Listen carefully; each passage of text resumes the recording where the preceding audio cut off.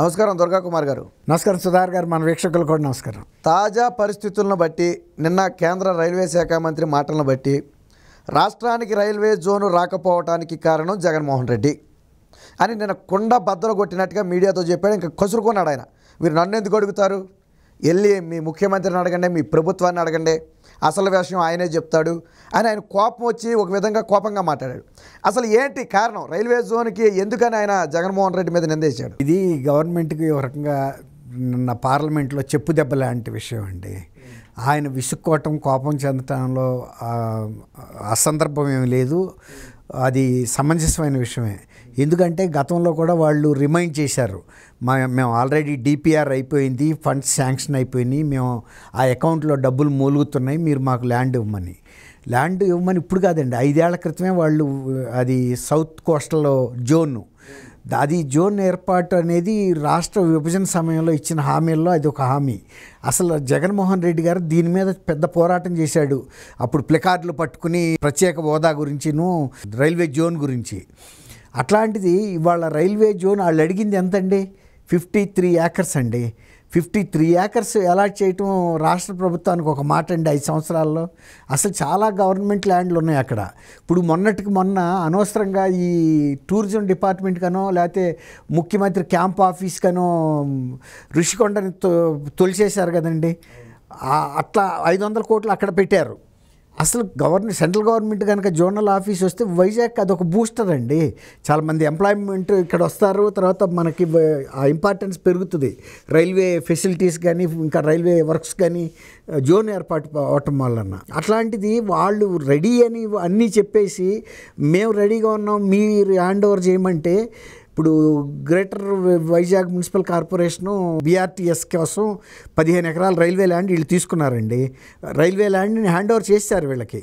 Intern వీళ్ళు ముడసర్లోవా అనే ఒక ఏరియా ఉంది, అది మన గుడి ఉంది చూసారా, నరసింహస్వామి గుడి, సింహాద్రి అప్పన్న గుడి దగ్గరలో ఉంటుంది ముడసర్లోవా.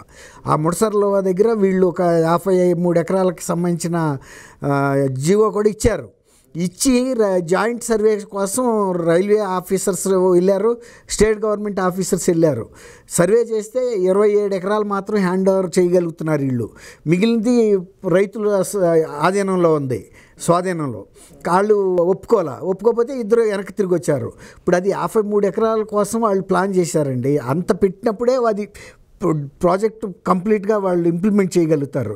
అసలు అది ఇవ్వటానికి అక్కడ కాదు ఇంకోసారి ఇవ్వచ్చు సుధాకర్ గారు. అక్కడ ఏమైనా చిన్న చిన్న వివాదాలు ఉంటే వీళ్ళు ప్రైవేట్గా బోల్డ్ మంది ఆక్రమణలకి చేసుకున్నారు. అక్కడ భీమిలి వరకు కూడా గవర్నమెంట్ ల్యాండ్స్ విపరీతంగా ఉన్నాయి.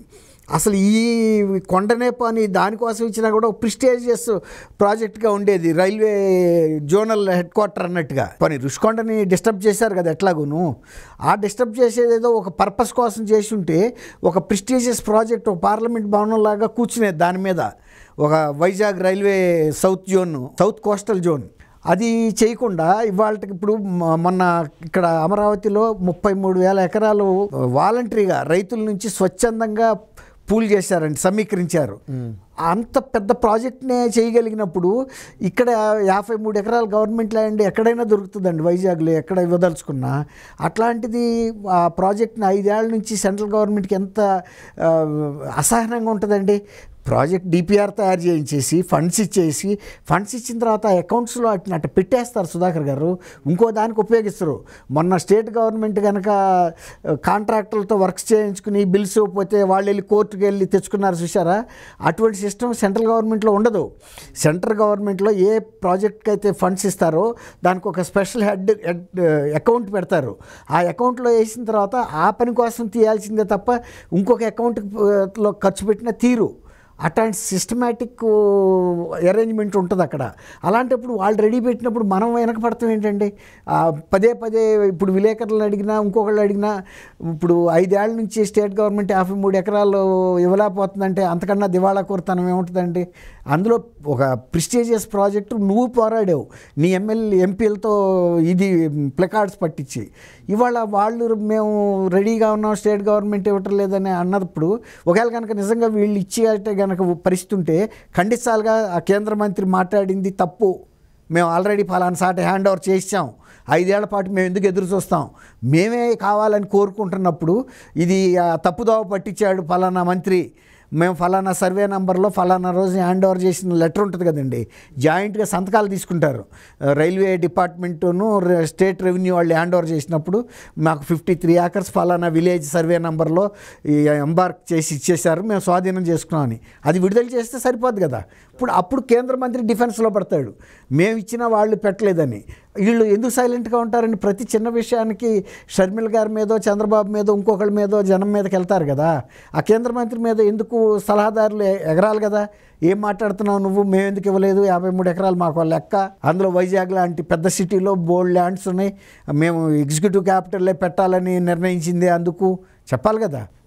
మరి అట్టా చెప్పకుండా సైలెంట్గా ఉన్నారంటే వీళ్ళల్లో లోపం ఉన్నట్టుగానే మనకు అర్థమవుతుంది. ఎవడన్నా ఇంటి ముందుకు వచ్చిన లక్ష్మీదేవిని కాలుతో తనుకుంటాడండి. వాళ్ళు అంత కేంద్రంలో అంత కేర్ తీసుకుని కేటాయించి అన్నీ రెడీ పెట్టుకుని మీరు ఇవ్వండి అయ్యా బాబు అని బతిమాలుతుంటే బొట్టు పెట్టి ఇవ్వలేదంటే ఇక ప్రభుత్వానికి ప్రజల పట్ల ఏం ఇది ఉన్నట్టు. వీళ్ళు 53 ఎకరాల్లో ఇవ్వలేని వాళ్ళు 3 రాజధానులు కడతారండి. పరిపాలనా రాజధాని వైజాగ్లో 53 ఎకరాలు జోనల్ ఆఫీసు, డబ్బు ఆడది, నువ్వు ఒక పైసా పెట్టకర్లా, కేవలం ల్యాండ్ ఇచ్చే బాధ్యత మాత్రమే రాష్ట్ర ప్రభుత్వాన్ని. ఇక మొత్తం ఎంప్లాయ్మెంట్ ఉద్యోగులు పెట్టే బాధ్యత ఆడదే, బిల్డింగ్ కట్టే బాధ్యత ఆడదే, జీతాలు అన్నీ ఆడలే. చూడండి మరి అదే చేయలేని వాళ్ళు ఇప్పుడు న్యాయ రాజధాని ఒకటి, పరిపాలనా రాజధాని ఒకటి, శాసన రాజధాని. ఏమన్నా అర్థం ఉందా? ఇంత చిన్న పనే చేయలేకపోతే అది ఎన్నిసార్లు రిమైండ్ చేస్తారండి సెంట్రల్ గవర్నమెంటు? స్టేట్ గవర్నమెంట్స్ మీకు ఇస్తున్న పథకాన్ని మీరు ఎమ్మడబడాలి కానీ మనాళ్ళు మరి ఇన్నిసార్లు ఢిల్లీ వెళ్తున్నాడు ప్రధానమంత్రి గారి దగ్గరికి, ఏ పథకాల గురించి చర్చించినట్టు? ఆయన పర్సనల్ కేసు గురించి చర్చించినట్టా లేకపోతే జోనల్ ఆఫీస్ గురించా? ఇదే కనుక జోనల్ ఆఫీస్ ఆయన ముందు ఎత్తితే వెంటనే ఏమయ్యా రైల్వే మినిస్టర్ కలపమంటాడు కదా, సార్ మనం ఎప్పుడో ఒక డిపిఆర్ చేసాము, అమౌంట్ కూడా వేసాము అని ఫిగర్స్తో సహా వితిన్ 1 మినిట్లో పిఎం గారు ఫోన్లోకి వచ్చేస్తుంది మ్యాటర్. చూపించి అడుగుతాడు, ఏమయ్యా నువ్వు నన్ను అడుగుతున్నావు, నువ్వు 53 ఎకరాలు నువ్వు ఇవ్వకపోతే మా వాళ్ళు ఏం చేయగలుగుతారని. అట్లా ఉంది పరిస్థితి. ఇది ప్రజలు కూడా గమనించాలి. ఇది నిజంగా నేనే షాక్ అయ్యాను నిన్న ఆయన వైష్ణవ్ గారు చెప్పిన మాటని. ఆయన కోపడ్డాడు ఏకంగా. అంటే వాళ్ళకు కూడా ప్రతిసారి అడుగుతున్నారు, వాళ్ళ తప్పు లేదు, మా తప్పు ఉంటే పోనీ చెప్తారు, ఇదోనో అదోనో, వీళ్ళేంట్రా మా తప్పు లేకుండా మమ్మల్ని ఎందుకు అడుగుతున్నారు అని చెప్పి విలేకరుల మీద కూడా కొంచెం ఆయన ఉంటుంది కదండి. ఎన్నిసార్లు అని చెబుతారు, మేము ఆల్రెడీ అన్నీ రెడీగా ఉన్నాం అయ్యా బాబు, అలాట్మెంట్ అయిపోయింది, ఫండ్స్ ఇచ్చేసాం, రిలీజ్ చేశారు. అంటే ఇక్కడ విలేకరులకు కూడా అసహనం ఉందలే. ఎలాగా మన ముఖ్యమంత్రి గారు అడిగే ఛాన్స్ ఎవరు? ఆయన ప్రెస్ ముందుకు ఎప్పుడు రాడు కదా, ఆయన రికార్డ్ చేసి వదలటం లేదా ఆయనకి సంబంధించిన 2-3 మీడియాలు వెళ్తే మాట్లాడటమే తప్ప ఓపెన్గా ప్రెస్ మీట్ పెట్టి ఈ 5 ఏళ్లలో ఎప్పుడు కూడా ఓపెన్ ప్రెస్ మీట్ చూడాలి. ఆంధ్రప్రదేశ్ ప్రజలు అందరూ కూడా షాక్ అవుతారండి. అంటే ఒక జోనల్ ఆఫీస్కి 53 ఎకరాలు ఇవ్వలేనంత దుస్థితిలో అంత కేర్లెస్గా ఉన్నారు వీళ్ళు అనేది రాష్ట్ర ప్రభుత్వ పనితీరుకి. ఇప్పుడు 90 మంది సలహాదారులు ఎందుకు, వీళ్ళకి 680 కోట్ల ఖర్చు ఎందుకు, ఒక్కొక్క సలహాదారికి నెలకి 2,40,00,000 ఖర్చు ఎందుకు, దేనికంటే వీళ్ళు చేసేది? ఇట్లాంటివి కూడా చేయలేకపోతే చేతికి బంగారు పళ్ళెంలో పెట్టిస్తే తీసుకెళ్ళి మురుగుగుంటలో వేసినట్టుగా ఉంది పరిస్థితి.